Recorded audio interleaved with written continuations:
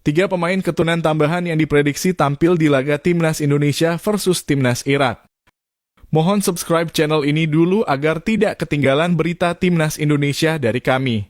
Ada tiga pemain keturunan tambahan yang diprediksi bakal tampil di laga Timnas Indonesia versus Irak.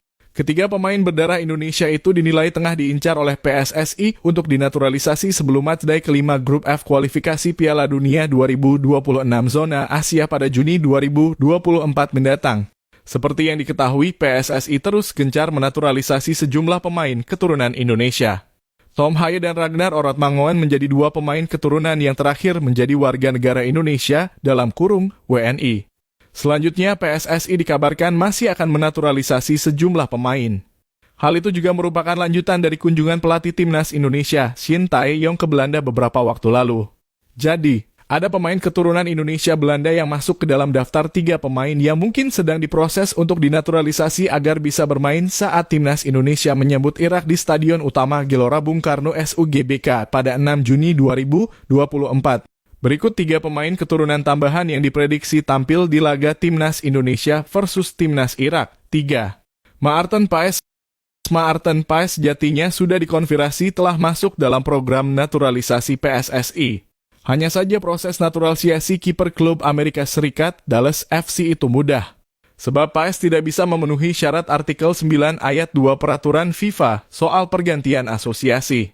Artikel itu berbunyi pemain bisa berganti timnas jika berusia di bawah 21 tahun saat terakhir kali membela tim pertama, baik di level junior maupun senior dalam pertandingan resmi. Selain itu, pemain juga wajib lebih dari 3 tahun tidak membela tim nasional, plus tidak mempunyai caps lebih dari 3 kali. Sayangnya, syarat-syarat itu tidak bisa dipenuhi oleh Paes.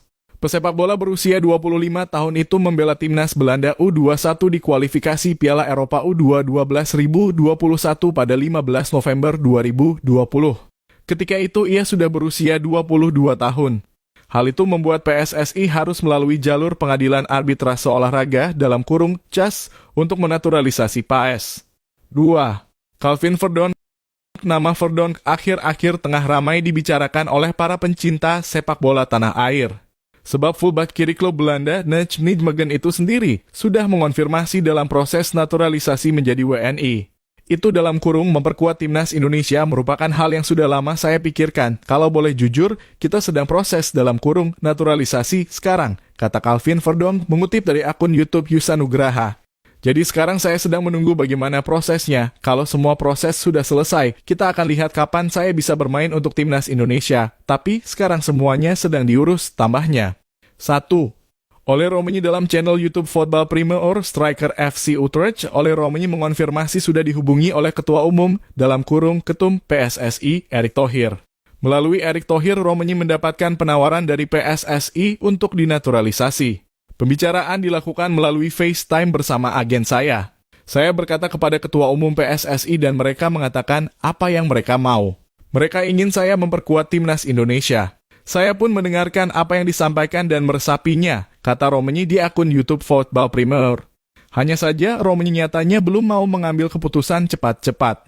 Pemain berusia 23 tahun itu masih memikirkan matang-matang penawaran dari PSSI.